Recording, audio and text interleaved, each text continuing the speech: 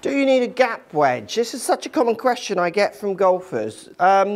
Let's think about it differently. What we don't need is gaps.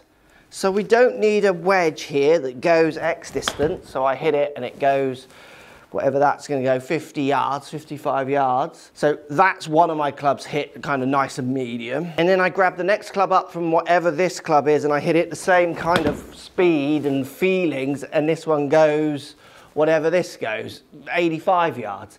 It's quite a big gap. You don't want big gaps. You want to be working around 10 to 15 yards between each club in different distances. So do you need a gap wedge? Well, if you have a gap, yes, you'll need a gap wedge. And if it's down near your wedge end, then it's called a gap wedge.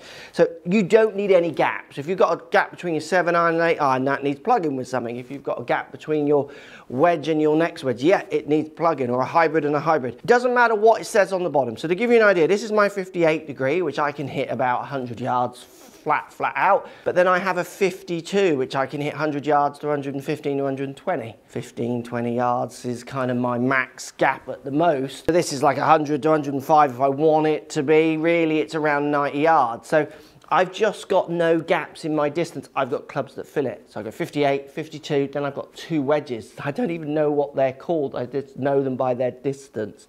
And they've both got P, pitching wedge, written on the bottom. So do you need a gap wedge? If you've got a gap and it's down in your short iron area, wedge area, then yeah, you need something to fill it if you can afford it, because the less you have to manipulate wedges, the better generally golfers are. The more they can hit their stock shot and not hit harder and softer ones. For the average golfer, they actually find that easier in most cases.